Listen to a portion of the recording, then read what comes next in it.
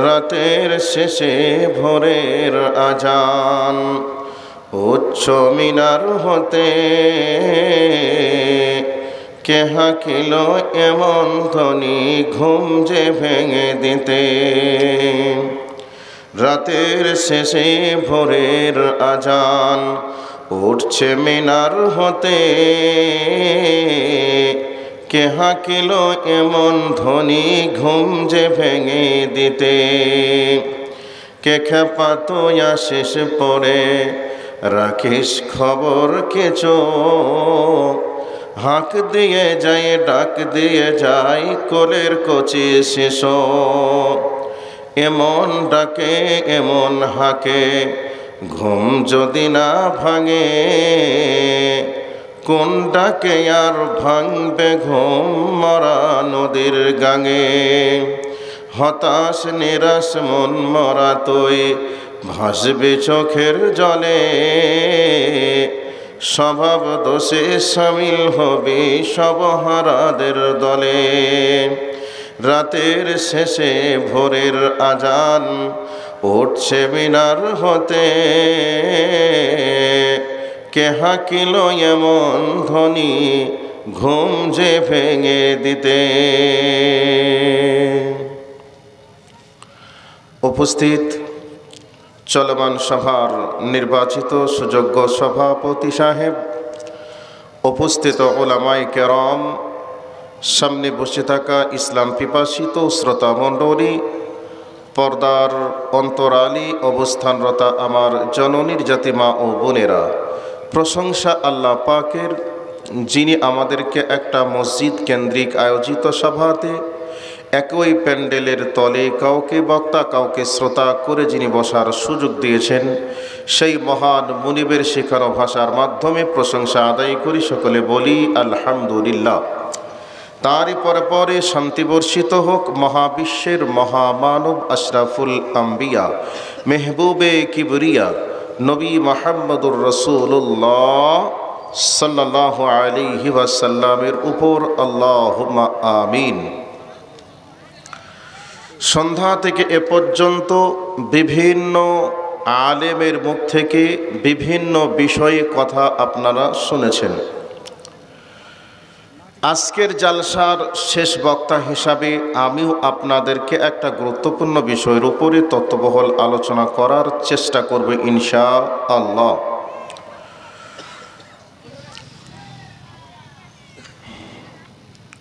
ভাই, আল্লাহ সুবহানাহু ওয়া তাআলা এ পৃথিবীর বুকে নবী ও রসুলদেরকে প্রেরণ করেছিলেন, আর প্রত্যেকটাই নবী ও রসুলদের একটাই দাওয়াত ছিল, আনে ইবাদুল্লাহ, তোমরা আল্লাহর ইবাদত করো। এক কথায় আল্লাহর ইবাদতের জন্য প্রত্যেকটা নবী ও রসুলরা মানুষের কাছে কাছে দাওয়াত দিয়েছিলেন। যখনই যেই জাতি নবীদের দাওয়াতকে প্রত্যাখ্যান করে নিজের মতো করে চলেছিল, সেই জাতির ওপরে আল্লাহ পাকের পক্ষ থেকে আযাব এসেছিল। সেই আযাবের মাপকাঠি মানদণ্ড আলাদা আলাদা। কোনো সময় কোনো উম্মাতকে ভূমিকম্প দিয়ে ধসিয়ে দিয়েছিলেন, কোনো সময় কোনো উম্মাতকে আল্লাহ পাক বন্যার পানি দিয়ে একবারে ডুবিয়ে শেষ করে দিয়েছিলেন, কোনো সময় মহামারী দিয়ে শেষ করেছিলেন। এইরকম অসংখ্য কোরআনের আয়াতে আমরা অনেক জায়গায় অনেক রকমের আযাব দেখতে পাই। এখন পৃথিবীতে মাঝে মধ্যেই আমরা শুনতে পাচ্ছি ভূমিকম্প হচ্ছে। আজকেও অনেক জায়গাতে ভূমিকম্প অনুভব হয়েছে, কয়েকদিন আগেও ভূমিকম্প হয়েছে।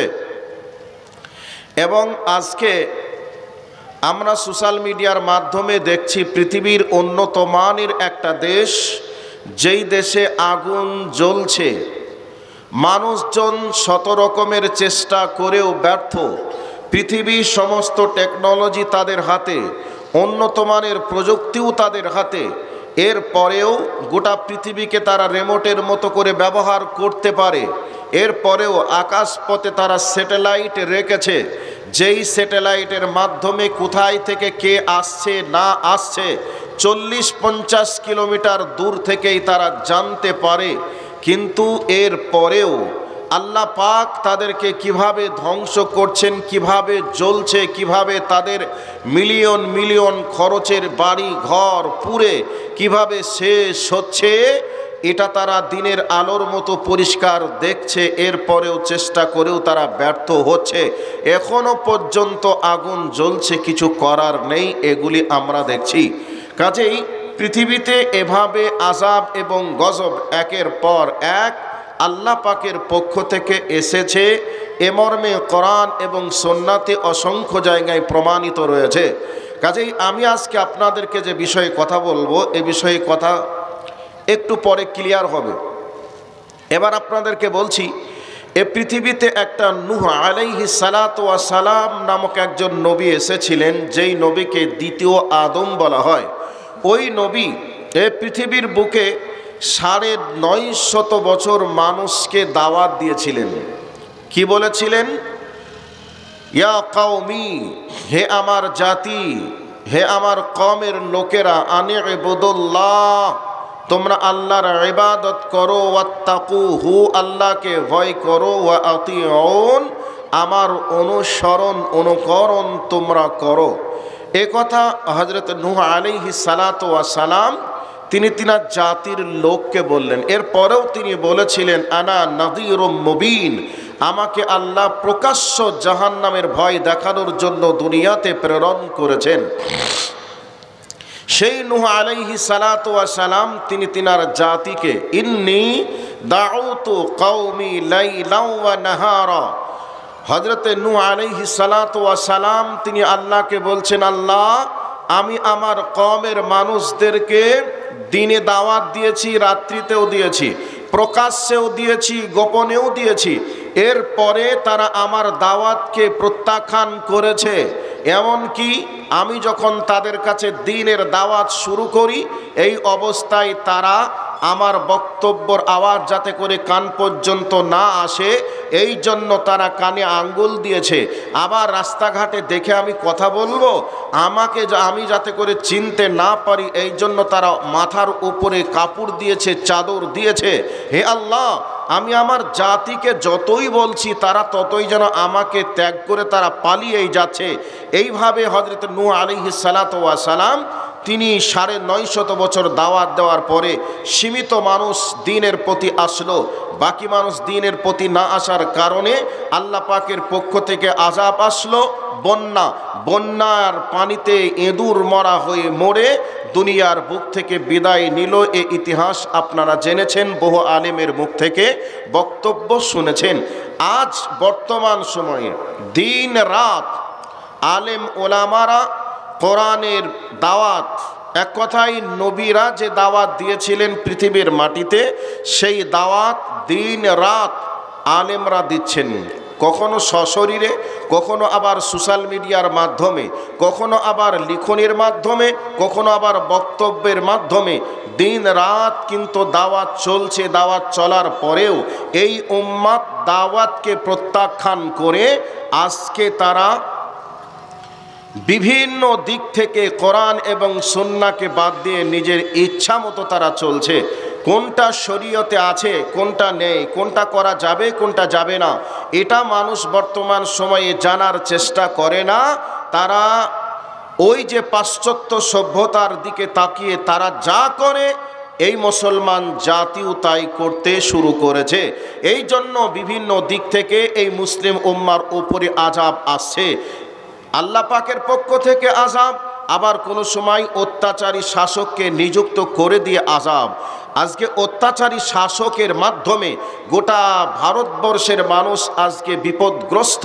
কোন সময় কি হচ্ছে, কোন সময় কি হবে, মুসলমানদেরকে বিভিন্ন দিক থেকে কণ্ঠেসা, বিভিন্ন দিক থেকে লাঞ্ছিত, বঞ্চিত, নিপীড়িত, এইগুলি আমরা বর্তমান সময়ে আমরা অনুভব করছি। আলেমদের মুখে আমরা শুনেছি অনেক দিন আগে থেকে, কোরআন সুন্নাহকে বাদ দিয়ে ইচ্ছামতো যদি চলো তাহলে অত্যাচারী শাসক নিযুক্ত হবে, একথা আলেমদের মুখে শুনেছিলাম, কিন্তু দেখিনি।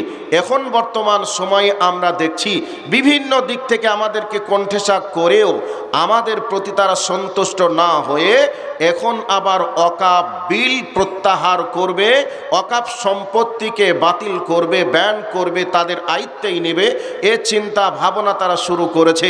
এটাকে করতে গিয়ে কত মানুষের প্রাণ নিবে, কত মসজিদ ভাঙবে, কত মাদ্রাসা ভাঙবে, কত মানুষের উপরে বিপদ আসবে, কতজনকে জেল দিবে, এ টার্গেট তাদের হয়ে গেছে।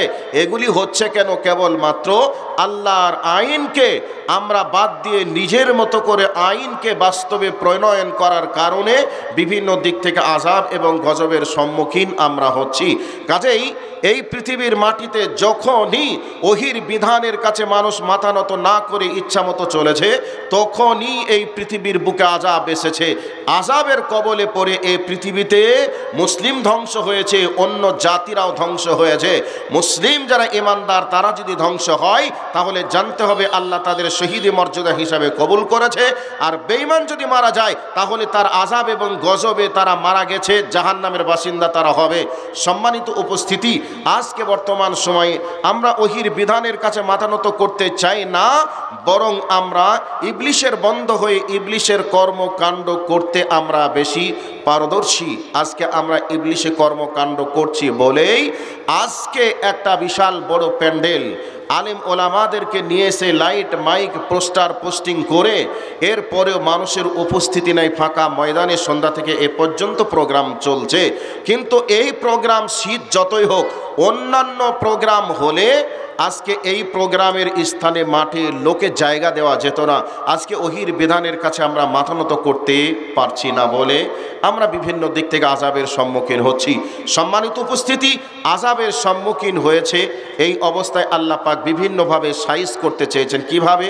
কোনো সময় আল্লাহ পাক আকাশের পানিকে বন্ধ করে দিয়েছেন, আবার কোনো সময় আল্লাহ পাক ঝড় বৃষ্টি তুফান দিয়ে দুনিয়ার বুক থেকে আমাদেরকে নৃশংসভাবে ধ্বংস করেছে, এগুলি আমরা দেখেছি। তবে এবার আমি আসল প্রেক্ষাপটে চলে এসেছি, মেন জায়গাতে চলে যাচ্ছি। শুনে নেন, মানুষের প্রতি আল্লাহ পাক যখন অসন্তুষ্ট হয়ে যান, মানুষকে সাইজ করার জন্য মাঝে মধ্যে আযাব দেন, যাতে করে মানুষ আযাবের সম্মুখীন হয়ে মানুষ সঠিক পথে ফিরে আসে। আবার কোনো সময় আল্লাহ পাক আযাব কিভাবে দেন? আল্লাহ পাক আকাশের পানিকে বন্ধ করে দেন। কখন আকাশের পানিকে বন্ধ করে দেন? হাদিসে কুদসি ওয়াজাদাতে জিনা মুনিয়াল মাতার, যখন পৃথিবীতে ব্যভিচার বেড়ে যাবে আল্লাহ তখন আকাশের পানিকে বন্ধ করে দিবেন।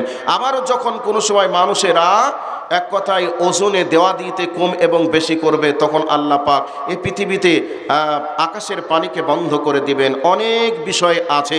তো যাই হোক, আমরা যে এত অপরাধ করেছি, এই অপরাধগুলো করার পরে এখন যদি আমরা আল্লাহর আশায় ফিরে আসি, তাহলে আল্লাহ কি আমাদেরকে ক্ষমা করে আমাদের জন্য এই পৃথিবীকে কি আবার তিনি আবাদযোগ্য, বসবাসযোগ্য করবেন? আল্লাহ পাক কি আমাদেরকে ক্ষমা করবেন, আমাদেরকে মাফ করবেন? জি, মাফ করবে, ক্ষমা করবে। আমি এই দিকে লক্ষ্য রেখে কথাগুলি বলবো, ভালো করে একটু শোনার চেষ্টা করি। বিসমিল্লাহির রহমানির রহিম। فقلت استغفروا ربكم إنه كان غفارا يرسل السماء عليكم مدرارا ويمددكم بأموال وبنين ويجعل لكم جنات ويجعل لكم أنهارا। অনেক সময় আকাশের বৃষ্টি বন্ধের কারণে ইস্তেসকার নামাজ আমরা পড়ে আল্লাহর কাছে পানি চেয়েছি। তো এই আয়াতের তাৎপর্যপূর্ণ ব্যাখ্যা অনেক আছে, তবে আমি এখানে তাফসিরে কুরতুবি থেকে একটা উদ্ধৃতি দেওয়ার চেষ্টা করব। এই হাসান বাসরি নামক একজন ব্যক্তি ছিলেন, ওনার জামানায় তিনটা গ্রুপের মানুষ ওনার কাছে আসলো। তিনটা গ্রুপ এসে তিনটা অবজেকশন করলো। তো তখন তিনি সেই তিনটা গ্রুপকে কি বলেছিলেন এই নসিহতমূলক কথাটা বলবো। হযরতে হাসান বাসরি রাহমাতুল্লাহ আলাইহি তিনি একজন পরেজগার দিনদার ব্যক্তি ছিলেন। ওই সময় আকাশের বৃষ্টি বন্ধ হওয়ার কারণে পৃথিবীর মাটিতে বিভিন্ন রকমের সমস্যা দেখা দিল। মানুষজন হতাশ হয়ে গেল, নিরাশ হয়ে গেল, আর বাঁচার কোনো উপায় নেই। এই অবস্থায় আল্লাহ রাস্তায় ফিরে আসা ছাড়া কোনো উপায় নেই। এই অবস্থায় একটা গ্রুপের লোক হাসান বাসরির কাছে গেল। হাসান বাসরিকে গিয়ে বলছেন, ওগো হাসান বাসরি, আমরা জানি আপনার সঙ্গে আল্লাহর সম্পর্ক রয়েছে, কারণ আল্লাহর ইবাদত আপনি করেন, পরেজগার ব্যক্তি আমরা জানি।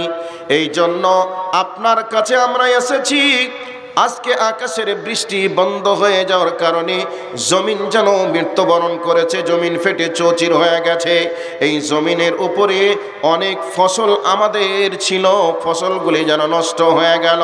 এভাবে যদি ফসল নষ্ট হয়ে যায় তাহলে দুনিয়াতে দুর্ভিক্ষ দেখা দিবে, আমরা না খেয়ে মারা যাব। অতএব আপনি আল্লাহর কাছে একটু পানির জন্য আল্লাহকে আপনি বলুন। হযরতে হাসান বাসরি রাহমাতুল্লাহ আলাইহি তিনাদেরকে বললেন, ঠিক আছে, তোমরা এসেছ, আমি তোমাদেরকে প্রেসক্রিপশন দিই, তোমরা প্রেসক্রিপশন নিয়ে চলে যাও। কি প্রেসক্রিপশন দিলেন? হাসান বাসরি বললেন, ফাকুনতু আস্তাগফিরু রাব্বাকুম ইন্নাহু কানা গাফফারা। হে আমার জনগণ, তোমরা চলে যাও বাড়িতে, আল্লাহর সঙ্গে তওবা তোমরা করে নাও। জিন্দেগিতে যত পাপের দরজা রয়েছে, পাপের দরজাগুলিকে বন্ধ করে দাও, আর নেকির দরজা যত রয়েছে ওই নেকির দরজা দিয়ে প্রবেশ করে নাও। নিশ্চয় আল্লাহ পাক আকাশ থেকে বৃষ্টি বর্ষণ করে এ মৃত জমিনকে জীবিত করবেন। হাসান বাসরির কথা অনুযায়ী ওই গ্রুপের লোকটা বাড়ি চলে গেল। আবার একটা গ্রুপের লোক এসে গেল, আর একটা গ্রুপের লোক এসে বলছেন, ওগো হাসান বাসরি, আপনার সঙ্গে নিশ্চয় আল্লাহর সম্পর্ক রয়েছে, আপনি পরেজগার ব্যক্তি, আপনি আল্লাহর ওলি, অতএব আপনার কাছে আমরা এসেছি। আমাদের গাছ দাঁড়িয়ে আছে, গাছে ফুল নেই, ফল নেই, অতএব গাছ যদি ফল ফুল না দেয় আমরা মারা যাব, আমাদের না খেয়ে শেষ হয়ে যেতে হবে। অতএব আল্লাহর সঙ্গে একটু আপনি কথা বলুন, আল্লাহর কাছে আপনি একটু বৃষ্টি চান।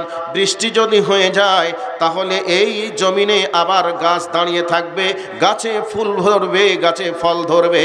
হাসান বাসরি তাদেরকেও বললেন, ফাকুলতু আস্তাগফিরু রাব্বাকুম ইন্নাহু কানা গাফফারা ইউরসিলিস সামা আলাইকুম মিদরারা ওয়া ইউমদিদকুম বিআমওয়ালিন ওয়া বানিনা। হাসান বাসরি বললেন, যাও যাও, বাড়ি চলে যাও, আল্লাহর কাছে তোমরা তওবা করে নাও, যত রকমের অন্যায় করেছ আল্লাহর কাছে ক্ষমা চেয়ে নাও, আর তোমরা নেকির দরজা দিয়ে প্রবেশ করে অন্যায়ের দরজাগুলিকে বন্ধ করে দাও। তাহলে আল্লাহ পাক আসমান থেকে মুষলধারে বৃষ্টি প্রদান করবেন, আর ওই বৃষ্টির মাধ্যমে তোমাদের বাগানে ফুল ধরবে, ফল ধরবে, তোমাদের সম্পত্তিকে আল্লাহ সমৃদ্ধ করবেন। অতএব তোমরা তওবা করে আল্লাহ রাস্তায় ফিরে এসো। এবার 2 নম্বর গ্রুপ চলে গেল, 3 নম্বরের গ্রুপের লোক আসলো। 3 নম্বর গ্রুপ হলো, এবার হাসান বাসরিকে বলছেন, ওগো হাসান বাসরি, আল্লাহর কাছে আপনি দোয়া করুন, না হলে আমাদের বংশ প্রজন্ম নষ্ট হয়ে যাবে, ধ্বংস হয়ে যাবে।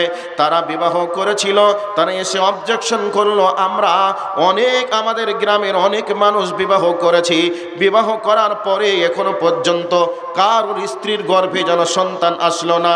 1 বছর 2 বছর হয়ে গেল, 1-2 বছরের মধ্যে কারোর স্ত্রী যেন এখনো গর্ভবতী হলো না, তাহলে গর্ভবতী যদি না হয়, এভাবে যদি কিছুদিন চলে যায়, তাহলে আমরা আমাদের বংশ প্রজন্মকে হারিয়ে ফেলব।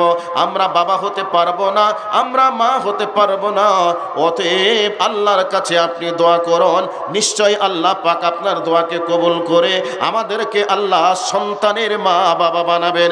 হাসান বাসরি তাদেরকেও বললেন, ফাকুল তুস্তাগফিরু রাব্বাকুম ইন্নাহু কানা গফফারা ইউরসিলিস সামা আলাইকুম মিদরারা ওয়া ইউমদিদকুম বিআমওয়ালিন ওয়া বানিনা ওয়া ইয়াজআল লাকুম জান্নাতিন ওয়া ইয়াজআল লাকুম আনহারা। আল্লাহ রাব্বুল আলামিন বলতে চেয়েছেন, তোমরা যদি তওবা করে নাও, তোমরা যদি তওবা করে আমার রাস্তায় ফিরে এসো, তাহলে আমি আল্লাহ তোমাদেরকে কোল ভর্তি সন্তান দান করব, তোমাদের নয়ন শীতল করার মতো সন্তান আমি দান করব। আল্লাহ রাব্বুল আলামিন যেভাবে কোরআনে বলেছেন, ওইভাবে হাসান বাসরি ওই গ্রুপটাকেও বলে দিলেন, যাও যাও তোমরা বাড়ি যাও, তওবা করে আল্লাহর ঘর মসজিদে তোমরা প্রবেশ করবে, নিশ্চয় আল্লাহ তোমাদেরকে সন্তানের মা বাবা বানাবে। এবার 3টা গ্রুপের লোক চলে গেল। কিছুদিন পর আবার তারা আসলো, হাসান বাসরিকে বলছেন, হাসান বাসরি গো, আল্লাহর কাছে আপনি দোয়া করেছিলেন, আল্লাহ বৃষ্টি দিয়ে আমাদেরকে ফল ফুলের মালিক বানিয়েছে, জমিন ভর্তি মাঠ ভর্তি ফল আমরা পেয়েছি। হাসান বাসরিকে আর একটা গ্রুপ এসে বলল যে আমরা বাগান ছিল, বাগানে ফল ছিল না, ফুল ছিল না, ওই বাগানে ফুল ফলে ভরে গেছে। আর একটা গ্রুপ এসে বলল, হাসান বাসরি আপনি যেভাবে বলেছিলেন ওইভাবে আমরা চলি, এর কারণে আমরা অনেকের স্ত্রীর গর্ভে আজকে সন্তানের জন্ম হয়েছে, অনেকজন সন্তানের মা বাবা হতে চলেছে। হাসান বাসরি যেভাবে বলেছিলেন সেইভাবে তেনারা চলার কারণে আল্লাহ রাব্বুল আলামিন যেভাবে ইনফরমেশন কোরআনুল কারীমে দিয়েছে, ওইভাবে হাসান বাসরি তাদেরকে উপদেশ দিয়েছিলেন। ওই উপদেশ গ্রহণ করে এই পৃথিবীর বুকে যে সমস্যায় পড়েছিল তদানীন্তন সময়ের মানুষগুলি, সমস্ত রকমের সমস্যার সমাধান আল্লাহ রাব্বুল আলামিন কোরআনে যেভাবে দিয়েছিলেন ওইভাবে দেওয়ার কারণে সমস্ত সমাধান তারা পেয়ে গেছে। বন্ধুরে, এ পৃথিবীর বুকে আমরা মুসলিম উম্মাহ বিভিন্ন সময়ে বিভিন্নভাবে বিভিন্ন দিক থেকে আমরা সমস্যার সম্মুখীন হই, কিন্তু আমরা কোরআনের কাছে আসি না, নবীর হাদিসের কাছে আসি না। কোরআন এবং হাদিসের কাছে যত রকমের সমস্যার সমাধান রয়েছে, মুসলিম হিসাবে সমস্যায় পড়লেই আলেমদের কাছে এসে জিজ্ঞাসা করা লাগবে, এই সমস্যায় পড়েছি, এর সমাধান কি আছে? আলেমরা বলে দেবে। আলেমদের কথা অনুযায়ী যদি সমাজের মানুষ, দেশের মানুষ চলে, তাহলে সমস্ত সমাধান কোরআন হাদিসে অনুযায়ী আমরা পেয়ে যাব। সমস্ত সমাধান অবশ্যই কোরআন এবং হাদিসের মধ্যে রয়েছে। এখন পৃথিবীর বুকে চলছে অন্যায়, জুলুম, নির্যাতন। গোটা পৃথিবীকে যারা আগুন দিয়ে জ্বালিয়েছিল তারা আজকে আগুনে জ্বলছে। তাদের লাস্ট ভরসা আল্লাহ। আল্লাহ ছাড়া কেউ নেই। আল্লাহ তুমি আমাদেরকে বাঁচাও, এছাড়া বিকল্প কোনো বুদ্ধি নেই। আর তারা আজকে বুঝতে পেরেছে উপরে কেউ একজন আছে। মানুষের ঘর বাড়ি যেভাবে আমরা পুড়িয়েছি, সেভাবে আমাদের ঘর বাড়িকে উপর ওয়ালা পুড়াচ্ছে। তো এখন লাস্ট ভরসা আল্লাহ। আর আল্লাহর কাছে ফিরে আসা ছাড়া বিকল্প কোনো পথ নেই। পৃথিবীর বুক থেকে নিঃস্ব হয়ে যাবে, নিশ্চিহ্নিত হয়ে যাবে। এই অবস্থায় বাঁচার একটাই উপায় আল্লাহ, এছাড়া কোনো বুদ্ধি তাদের নেই। সম্মানিত উপস্থিতি, আমরা দিন রাত আল্লাহকে নারাজ করার যেই পরিমাণ অন্যায় করি, এই অন্যায় করে যদি আমরা মারা যাই তাহলে তো আল্লাহর জাহান্নামে যাওয়া লাগবে। আর যেভাবে আমরা অন্যায় করছি, এই অন্যায়ের পরিমাণে আল্লাহ যদি আমাদেরকে শাস্তি দেন, তাহলে এক চুল পর্যন্ত, একটা চোখের পাতা ফেলার সময় আমরা পাবো না, একটা নিঃশ্বাস ফেলারও সুযোগ পাবো না। আল্লাহ রব্বুল আলামিন তিনি আমাদেরকে দয়া করে, মায়া করে আল্লাহ পাক আমাদের ভুল ভ্রান্তিগুলি অনেক ক্ষমা করেন। মাঝে মধ্যে তিনি আযাব আমাদেরকে এই জন্য দেন যাতে করে আমরা আল্লাহ রাস্তায় ফিরে আসি। কিন্তু মানুষ বড় নিমকহারাম, আমরা বুঝি না। আল্লাহ আযাব দিয়েছেন আমাদের অন্যায়ের কারণে, আমাদেরকে ফিরে আসা লাগবে, এ ভাবনা চিন্তা আমাদের অন্তরে নেই। আমরা ফিরে আসি না। সম্মানিত উপস্থিতি, একের পর এক বিভিন্ন আযাবের সম্মুখীন আমরা হচ্ছি, এরপরেও আমরা বুঝি না কে হচ্ছে না হচ্ছে। বেঈমানরা কি করছে না করছে এটা আমাদের দেখার নয়। আমরা মুসলিম হিসাবে আমরা দেখব আমরা কি করছি, আর আমরা কি অপরাধ করছি। এই অপরাধের কারণে আল্লাহ আমাদেরকে যদি শাস্তি দেন আর এই গজবে পড়ে মারা যায়, তাহলে এহকাল শেষ, পরকালও শেষ। কাজেই আমরা এহকালকে এবং পরকালকে কোরআন এবং সুন্নাহর আলোকে আমরা বিশ্বাস করি। সেই হিসাবে আমরা আমাদের পাপ থেকে আমরা নিজেকে কন্ট্রোল করার চেষ্টা করব, আর পাপ হয়ে গেলেই আমরা আল্লাহর কাছে ক্ষমা চাইব। এখন আপনারা বলবেন যে আল্লাহর কাছে ক্ষমা চাইলে কি আল্লাহ ক্ষমা করবেন? এ মর্মে আল্লাহ কি কিছু বলেছেন? জি, আল্লাহ বলেছেন আপনাকে আমাকে ক্ষমা করবেন। আমাদের পাপ যতই বেশি হোক, আল্লাহর দয়ার কাছে আমাদের পাপ কিছুই না।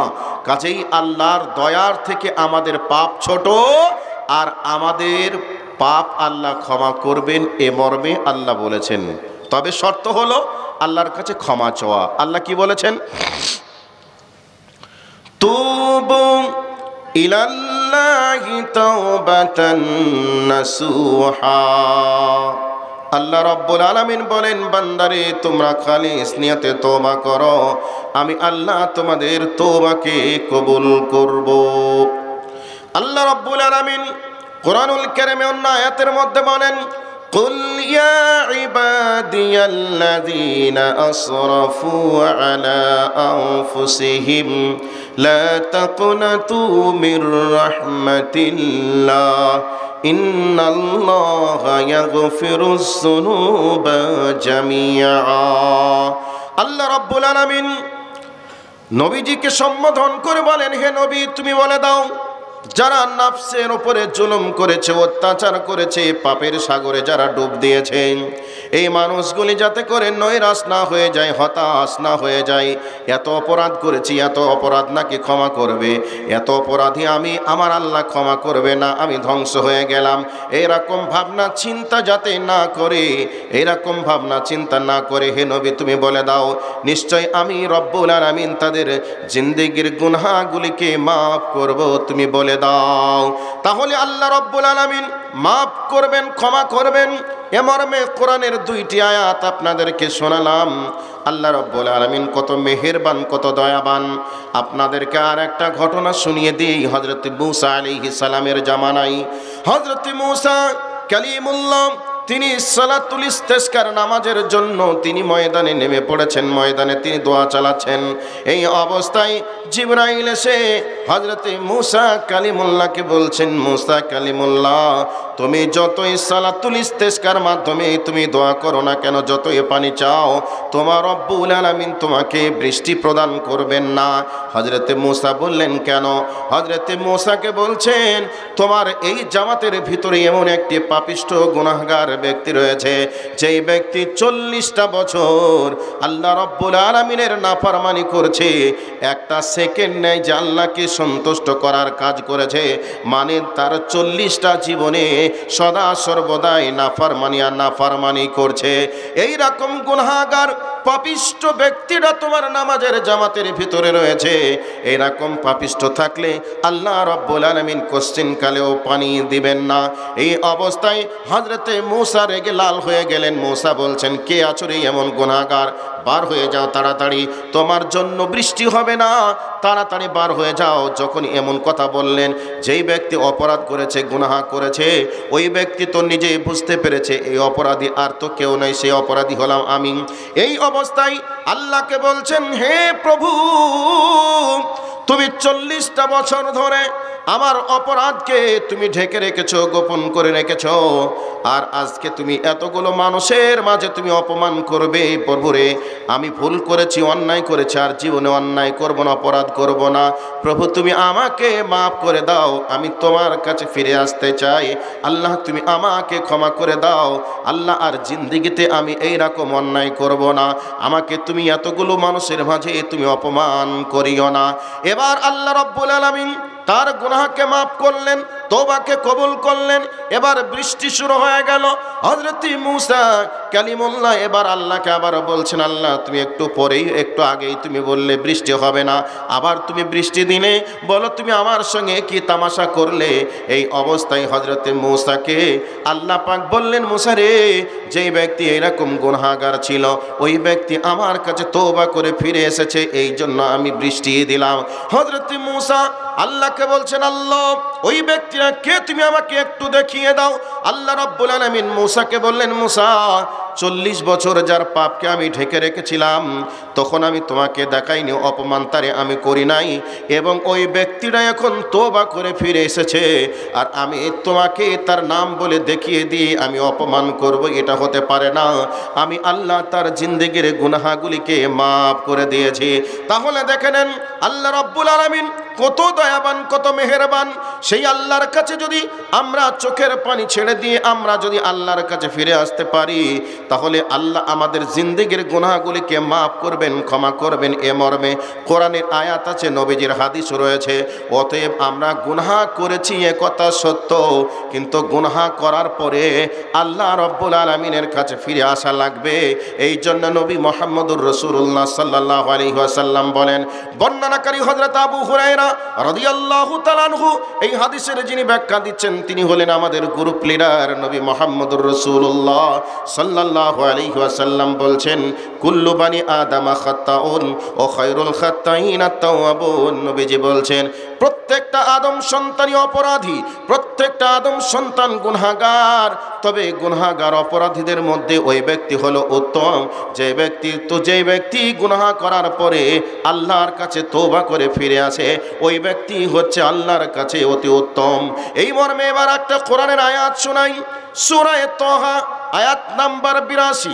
এই সূরা তাহার আয়াত নাম্বার 82, এই আয়াতটা সৌদি গভর্নমেন্ট কাবা শরীফের গিলাফের ওপরে সোনার সুতা দিয়ে কাবার গিলাফে লিখে রেখেছেন।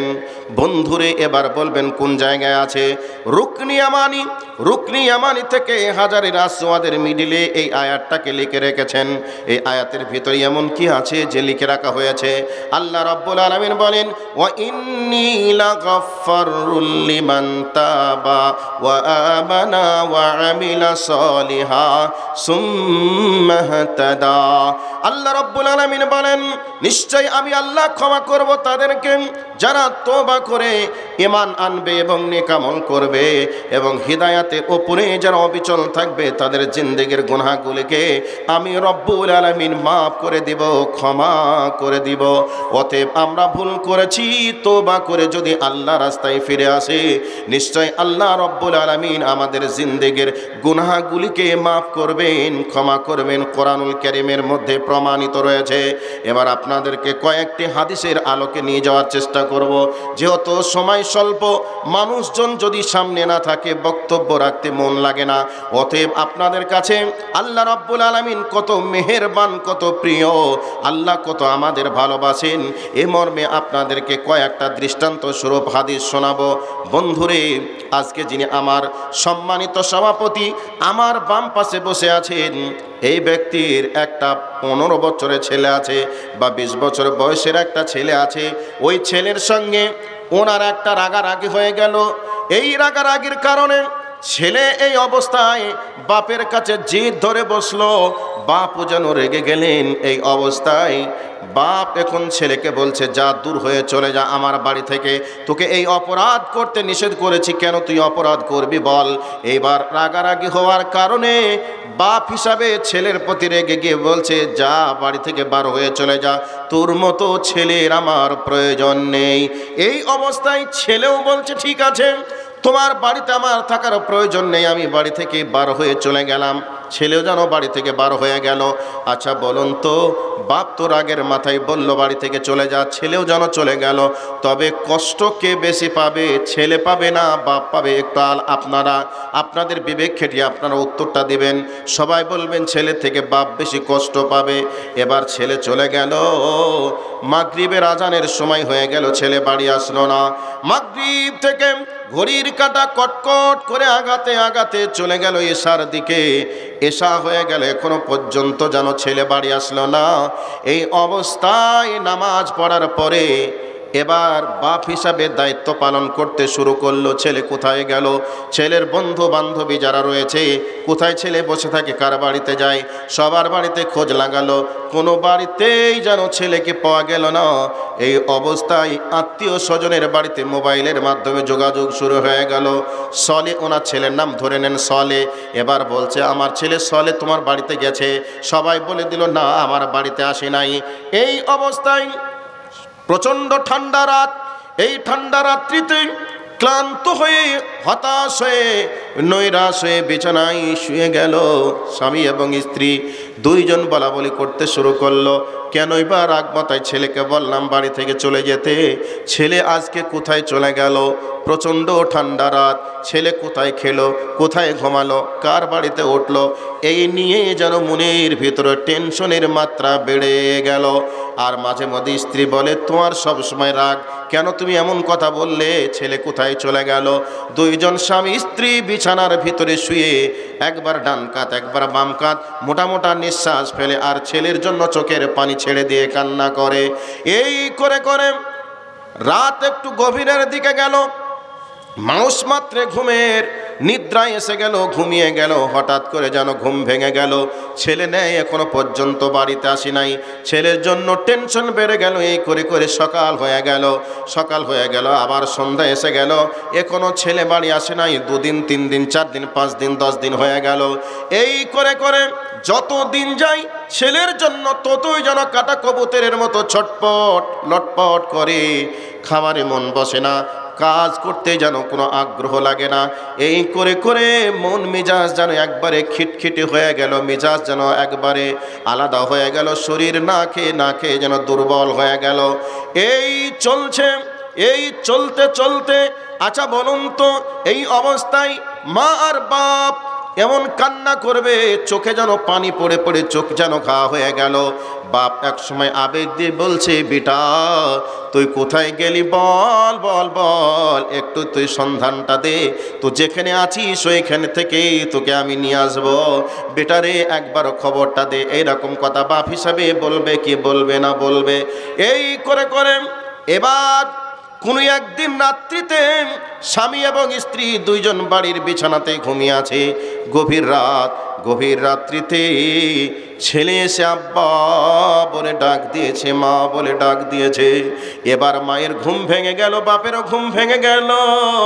আচ্ছা বলুন তো এমন কি কোনো পৃথিবীর নিষ্ঠুর বাপ আছে, মা আছে, ছেলে দরজার বাইরে থেকে আব্বা আব্বা বলে ডাকবে, মা মা করে কাঁদবে, আর আব্বা এবং মা দরজা বন্ধ করে দিয়ে দরজার বাইরে ছেলেকে রেখে দিয়ে আরামে বসে থাকবে? এইরকম পৃথিবীর কোনো বাপ আছে, মা আছে?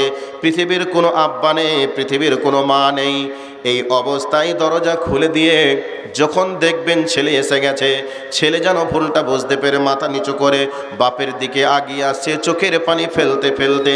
এই অবস্থায় দেখছেন ছেলের গায়ে নোংরা লেগে আছে, জামা যেন অপরিষ্কার হয়ে আছে। এই অবস্থায় ছেলে যদি জড়িয়ে ধরতে আসে, আপনার শরীরে দামি পোশাক আছে, আচ্ছা বলুন তো এই অবস্থাতেও বাপ আর মা কি কোনোদিন তাকে বলতে পারবে বাবারে আমাকে স্পর্শ করিস না, তোর শরীরে নোংরা লেগে আছে, জামাতে ময়লা লেগে আছে, তুই গোসল করে আয় তারপরে তুই আমার কাছে আয়? এরকম কথা বলবে? বলবে না। বরং ছেলে এসেছে, বাপ বুকে জড়িয়ে ধরবে, বলবে বেটারে তুই এ কাজ কেন করেছিলে, তুই যদি না করতিস আমি তো তোকে বলতাম না বাড়ি থেকে চলে যেতে। ছেলের সাথে সাথে যদি বলে দেয় আব্বা আমি ভুল করেছি, অন্যায় করেছি, আব্বা তুমি আমাকে মাফ করে দাও, এই যখন এই কথা বলবে বাপ হিসাবে ছেলেকে বলবে বিটারে তুই ভুল করেছিস, তোর ভুলটা তুই বুঝতে পেরেছিস, এটাই অনেক কিছু, তোকে আগেই আমি ক্ষমা করে দিয়েছি, মাপ চাওয়া লাগবে না। এরকম কথা মা বাপ বলবে কি বলবে না? বন্ধুরে বলবে। কিন্তু এই পৃথিবীতে সন্তানকে মা আর বাপ যত ভালোবাসে, পৃথিবীতে এমন কোনো মানুষ নেই যে বাবা মায়ের থেকে বেশি ভালোবাসা দিতে পারবে। কিন্তু বাপ এবং মা একটা সন্তানকে যতই ভালোবাসুক না কেন, এর থেকে আমাদের রব আল্লাহ রব্বুল আলামিন আমাদেরকে কোটি কোটি গুণ বেশি ভালোবাসেন। এই জন্যে দেখবেন প্রত্যেকটা মানুষ ভুল করার কারণে এবার সেই যে ব্যক্তির কাছে ভুল করেছে ওই ব্যক্তি বলবে ভুল করেছে, ঠিক আছে, ওই ব্যক্তি যদি আমার কাছে এসে ক্ষমা চায় আমি তারে ক্ষমা করে দিব। এ কথা বাপ ছেলের জন্য বলবে, ছেলের জন্য মা বলবে, ভাইয়ের জন্য ভাই বলবে। কিন্তু প্রত্যেকজন ক্ষমা করার জন্য, ক্ষমা চাওয়ার জন্য অপরাধ যার কাছে করেছে তার কাছে আসতে হবে, এটাই স্বাভাবিক। কিন্তু আমাদের রব তিনি আমাদের কত ভালোবাসেন, কত মায়া করেন। সেই আমাদের রব প্রত্যেকটা রাত্রিতে কোটি কোটি মাইল পথকে অতিক্রম করে দুনিয়ার আসমানে বান্দার কাছে এসে বলে, বান্দারে জাহান্নাম তৈরি করেছি, জাহান্নাম বড় খাতারনাক জায়গা, ওই জাহান্নামের আগুনের তেজ মারাত্মক তেজ, ওই জাহান্নামের আগুনের লোড তাপ তোরা নিতে পারবে না, অতএব আমি আল্লাহ তোদের জন্য এসে গেছি কোটি কোটি মাইল পথ অতিক্রম করে। বান্দা তুই একবার আমাকে বলে দে, আল্লাহ আমি ভুল করেছি, আমাকে তুমি মাফ করে দাও। আল্লাহ রব্বুল আলামিন বলছে, বান্দা তোর জিন্দেগির গুনাহগুলিকে আমি মাফ করে দিব। আল্লাহ প্রত্যেকটা রাত্রিতে 3 ভাগের শেষ ভাগে নেমে আসেন দুনিয়ার আসবারে, আর বান্দাকে বলে, বান্দা তুই অপরাধ করেছিস, এই অপরাধ নিয়ে যদি তুই চলে যাস তুই জাহান্নামে চলে যাবি। আমি রব তোকে ভালোবাসি, তোকে কেমন করে আমি সহ্য করতে পারবো, তুই জাহান্নামের আগুনে জ্বলবি আর আমি রব হিসাবে কি করে মেনে নিতে পারবো।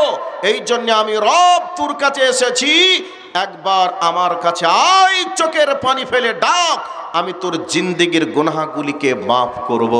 তাহলে দেখুন, বাপ ছেলেকে বলে আমার কাছে আসতে হবে ক্ষমা চাওয়ার জন্য। স্ত্রী আর স্বামী কত আপন। স্বামী যদি স্ত্রীর কাছে, স্ত্রী যদি স্বামীর কাছে কোনো অপরাধ করে, স্বামী বলবে তুই আমার কাছে ক্ষমা চা, আমি তোকে ক্ষমা করব। ক্ষমা না চাইলে ক্ষমা করব না। তবে ক্ষমা করার জন্য, ক্ষমা চাওয়ার জন্য স্ত্রীকে স্বামীর কাছে আসতে হয়। কিন্তু কেউ কোনোদিন কারোর বাড়ির দরজায় যায় না যে আমি তোমার কাছে ক্ষমা করার জন্য এসেছি, তুমি আমার কাছে ক্ষমা চাও, আমি তোমাকে ক্ষমা করব। এই রকম কোনোদিন দেখেননি, দেখবেনও না।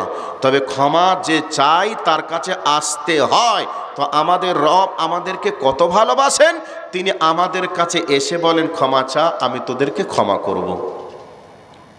আমরা রবকে চিনতে পারলাম না, আমরা আমাদের মাবুদকে চিনতে পারলাম না, আমরা আমাদের মাবুদকে ডাকতেও পারলাম না, আমরা আমাদের মাবুদের কাছে গুনাহগুলিকে সামনে নিয়ে একটু চোখের পানি ছেড়ে দিয়ে কান্না করতেও পারলাম না।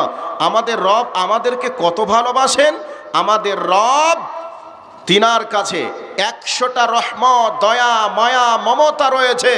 100টার মধ্যে একটা দিয়েছে দুনিয়াতে, বাইনাল জিন্নি ওয়াল ইনসি ওয়াল বাহাইমি, জিন, ইনসান এবং চতুষ্পদ প্রাণীর মাঝে একটা দয়া, একটা মায়াকে ভাগ করে দিয়ে গোটা পৃথিবীর প্রাণীকুলের মাঝে বন্টন করে দিয়েছে।